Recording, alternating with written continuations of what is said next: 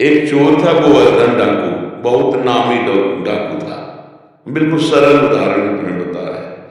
तो एक दिन राज कर्मचारियों ने उसका पीछा किया और वो भागा, घोड़ा भी छोड़ दिया, पैदल भागा। तो एक जगह देखो बहुत सत्संग हो रहा था, कथा हो रही थी।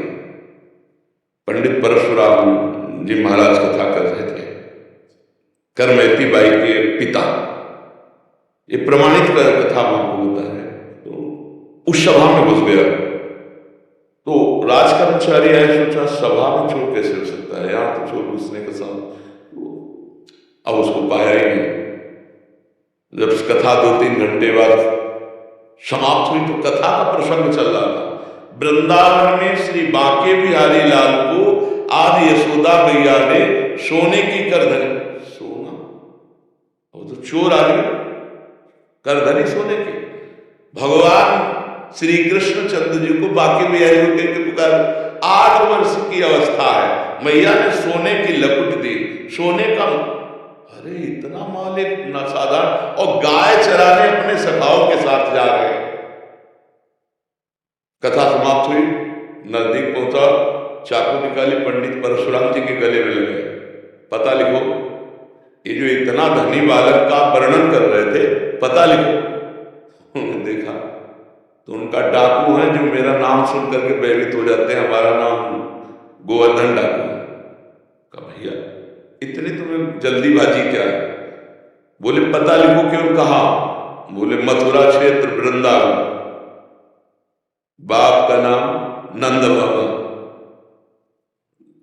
कन्हैया, गाय चला। पर सुनो, ये तुम्हारे जैसे डाकू उसको चोरी नहीं कर सकते, बहुत नटनागर, बहुत प्रवीण बालक है वो। तो उन्होंने कहा तुम हमको ऐसा समझते हो, अकेले अकेले राजाओं को, महलों को लूट लिया है। बोले फिर भी नहीं लूट सकते, बहुत प्रवीण है। तो उनका कसम खाता हूं, जब तक उसे लूट नहीं लूंगा तब तक पानी नहीं पीऊंगा। परशुराम जी ने सोचा भगवान की अपार कृपा इसके ऊपर, पता नहीं क्या लीला होने वाली इसके ऊपर। उन्होंने कहा सुनो, हमारी तरफ से माखन मिश्री ले लो, जब तुम्हारा बस ना चले तभी माखन मिश्री उसे खवा देना। हाँ ये बात भी ठीक है, बच्चा फुसला के काम चल जाए तो मारना काहे को पड़ेगा। माखन मिश्री पेट में बांधी और कहा कसम खाता हूं जब तक उसे लूट नहीं लूंगा तब तक मैं पानी नहीं पीऊंगा। पर नाम क्या बताया तुमने?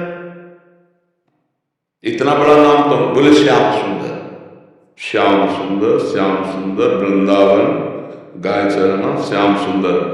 अब भगवान का चिंतन बनने लगे, देखो चिंतन बनने लगे। अब वो पैदल चल करके आया।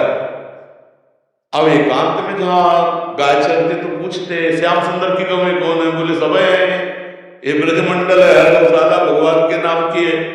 नहीं, बोले वो जो यशोदा मैया ने श्रृंगार करके चराने में, बोले तो कथा में लिखा है, प्रकट में थोड़ी रह गया। अरे बोले नहीं, पंडित जी झूठ नहीं बोल सकते।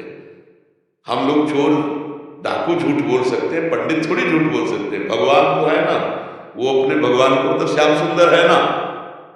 अब एकांत में विकल हो गया और कहा अगर कोई ईश्वर है तो मुझे श्याम सुंदर से मिला दे, क्योंकि मैंने कसम खाया बिना लूटे पानी नहीं पिएंगे।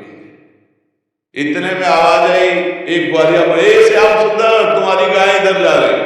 अरे दौड़ा उधर, देखा कमर में हाथ रखे, न जाने कौन से गुण पर दयाली दी जाते हैं, पीतांबर की फेन, वैसे ही श्रृंगार जैसा पंडित जी ने वर्णन किया।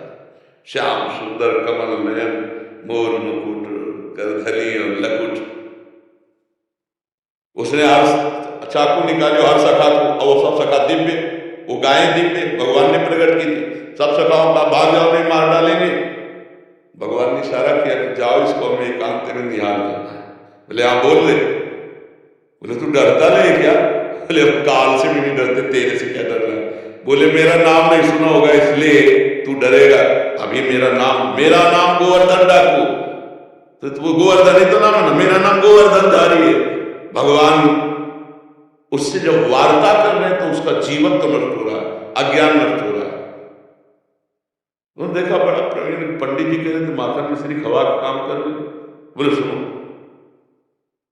भगवान ने कहा अच्छा ऐसा प्यार करते हो? बोले प्यार के लिए नहीं, ये सोना चांदी जो पहले वो करा ले के लिए।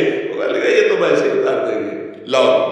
माखन मिश्री खाए का थोड़ा तुम खाओ, और जे भी भगवान ने चखाया उसे भगवत अज्ञान हो गया। अब भगवान को साष्टांग में प्रभु प्रभु।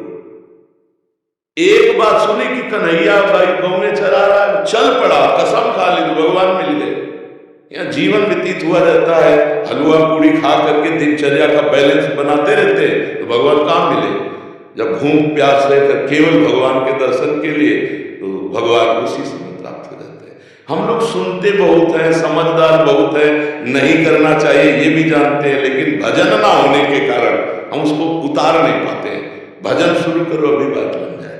नाम जप करो और निश्चय करो कि मुझे इस मार्ग में चलना है, तो पापाचरण नहीं करना है, गंदी बात नहीं करनी, किसी को दुख नहीं देना, किसी का अहित नहीं करना, तो मंगल शुरू हो जाए। अभी दिव्यता आने लगे अंदर, अंदर की दिव्यता के बाहर शरीर का राग छूट जाता है। सोच पा रहे